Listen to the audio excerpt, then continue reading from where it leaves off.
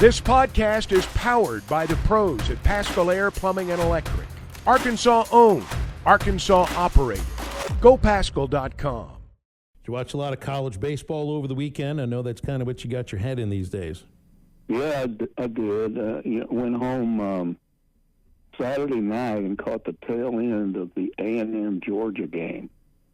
And Georgia was up by a run, but A&M in the bottom of the eighth had runners on first and second with nobody out. And I thought, well, I know how this game's going.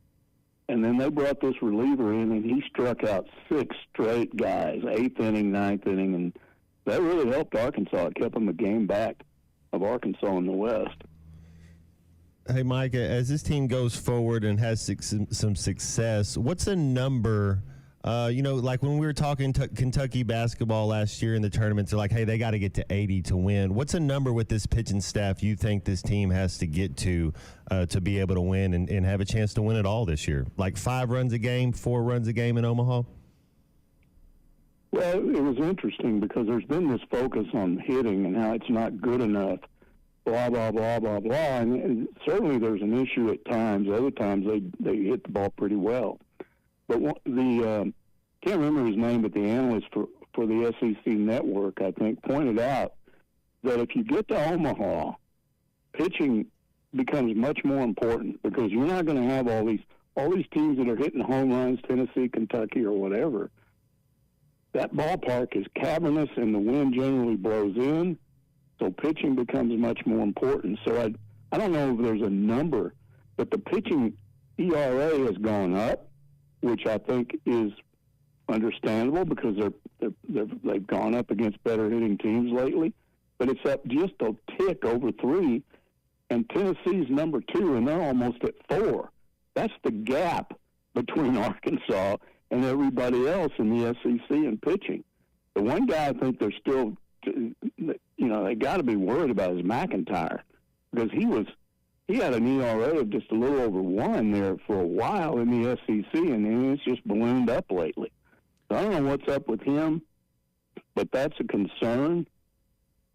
But honestly, I think what happened to them in Game 3 had everything to do with Mesa Molina not being there. I mean, I think their relievers, I looked, and they went something like 30 innings with their relief pitchers. Or 30 innings, 13, I think. So that's a lot of pitching for your when you don't have your starter going 5 innings, 6 innings on day 3, that kind of eats into your bullpen. So I'm not too concerned about what happened in Game 3. I sort of felt like they had problems in that game. I just I think sometimes we might view eventually Arkansas is going to lose a game. If they lose 2 games in a postseason weekend, well then it's over, Right. And eventually you get outscored once. It's just really difficult. Look, this team has lost 2 games in a week once this year. That's it. Beating them twice is the really difficult thing to do. And I don't view this the way that I do. Like, remember when Iowa and Michigan played in the Big Ten championship this year, and you're like, well, Iowa's great defense. There's no way that they can keep that Michigan offense down to their level offensively. Baseball's not like that. It's actually so often it's the good pitching that beats the good hitting. It's you can't. You don't look at it, well, the offense is broken, so you just can't win ball games. No, they still find a way. Look, they're really good at winning 1-run ball games, so they just find a way to score 1 more run than the opponent, and it doesn't matter who you are, who the opponent is. You score 1 more than them, you've beaten them, and that's what they're doing. All these tight games in the SEC, Mike, I think that eventually pays dividends in the postseason because they're just used to pressure. Yeah, I mean, Kentucky's lost 2 or 3 at home to Tennessee. They were at home and lost that series. Now, Tennessee's good. Tennessee's making a move to be number 1 in the country. I was a little thinking they might do it because they've won 6 straight. South Carolina, Kentucky's still got to go to South Carolina in Columbia. So what happens there, And then, of course, Arkansas, that's a big series. So have they? They've lost a series at South Carolina. They lost a series at home to Tennessee. Now, are they still down when Arkansas gets to Lexington? Who knows? Yeah. But people get so hung up on this, and I just keep saying this. History suggests that winning the league or winning a conference tournament has jack to do with making it to Omaha and having a chance to win the College World Series. This selection committee decides everything on selection day because they don't do it strictly on seeding. They don't. Theoretically, the one seed, whoever has the one seed at the highest rated regional, the one seed, you should get the worst 2 seed, the worst 3 seed, the worst 4 seed. They don't do it that way. I mean, theoretically, last year TCU should have been go to some regional down, 14th regional, 15th, 16th, something like that. Why did that happen that way? I don't know. I just know that they just sort of randomly pick this NCAA field and who you end up with and then who you face in the super regional. And if it happens to be a team that looks ordinary but then gets hot, you're dead. You're not going. And then there are years when you think you're not going and you do go. I just think the selection of that field determines everything when you're talking Omaha. I want to ask about roster construction for basketball. Charlie had brought this up in the last segment. So you got your 3 signed high schoolers that are now coming to play for Cal. You got 1 transfer in Ivisic. I know they're working on Adu, the center from Oklahoma State as well, along with Adu from Tennessee. Do you think you focus more on veterans now? Like the idea of you want to have like a mix of a talented roster of incoming freshmen, players that you might use the term established in college basketball or returners, and then 2, 3, maybe 4 transfers that have been around and are more veteran-like. So, I mean, where do you think is the next piece to fall as far as the roster is concerned? Well, again, they had the Tennessee center in. I think he's gone now, going to North Carolina and visit there. They want both of those guys. Those are veteran inside players to go with your one inside guy that you've got that's got a year behind him. I think they still will go for veteran forwards, veteran guards. Nobody seems to know, because Cal in the past has really been heavy toward bringing in freshmen and relying on those freshmen. We saw what happened when Muss did that 2 years ago. But you got all these Kentucky fans saying, yeah, that's what he's going to do. He's going to bring in a bunch of freshmen, and he's not going to play enough of them. They're going to get mad, and this is going to happen, and that's going to happen. We're in new territory with him here. We don't know what he's going to do, but I have a feeling that he's done with the freshmen, the high school seniors.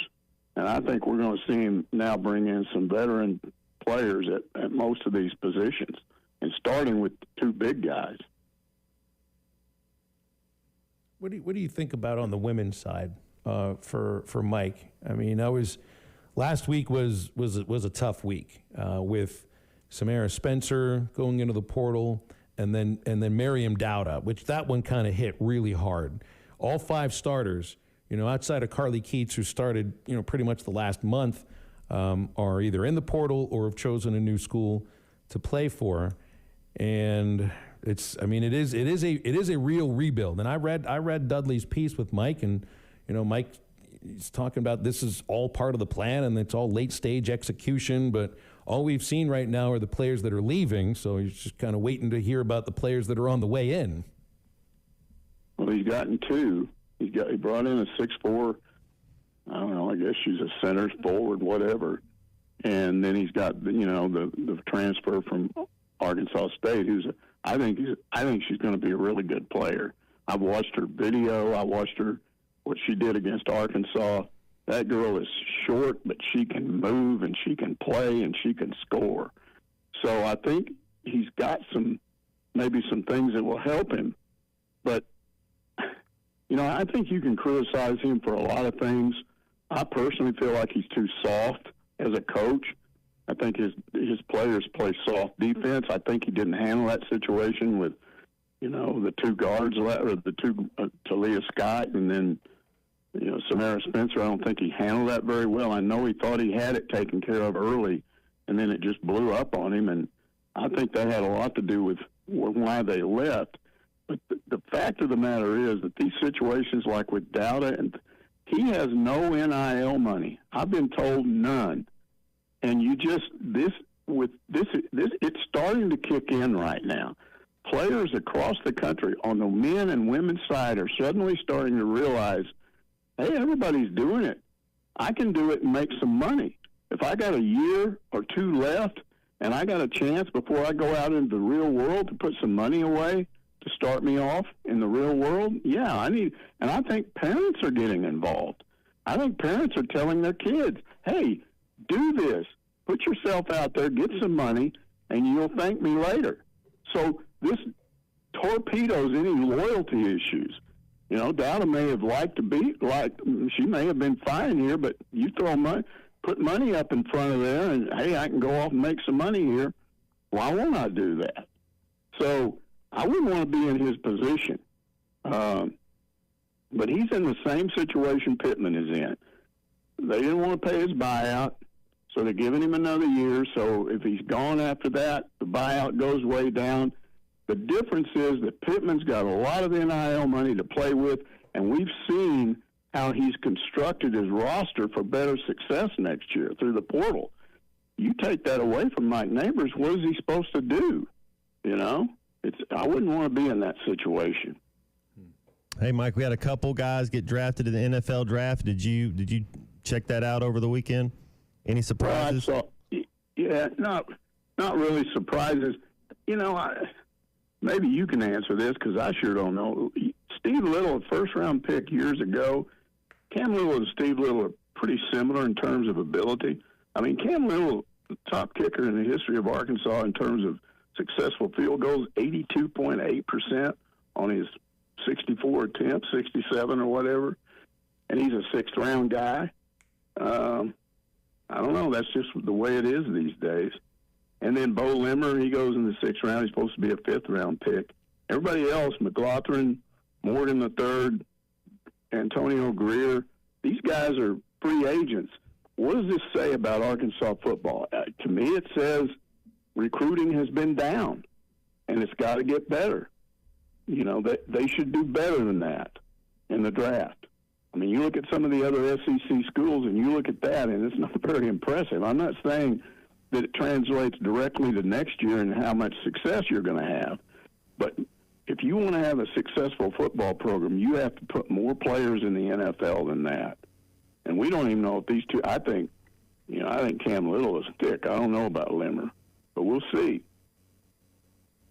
Well, hopefully you get a few more of them. And I don't know, there's just seems to be there's got to be a correlation between SEC wins and guys that go in the draft the next year. There has to be that correlation. Absolutely there is. Absolutely. You have you go through 2 years ago wasn't good. You're barely above 500, and then you go through last year. That's going to really put a dent in your recruiting. BetOnline is your #1 source for all your betting needs. Get the latest odds, lines, and matchup reports for baseball, boxing, golf, and more. BetOnline continues to be the fastest and easiest way to place your wagers, including live betting and your favorite casino and card games available to play right from your phone. Head to the website or use your mobile device to sign up today and get in on the action. Remember to use our promo code BELIEVE, that's BLEAV, for your 50% welcome bonus on your first deposit. Bet online, where the game starts.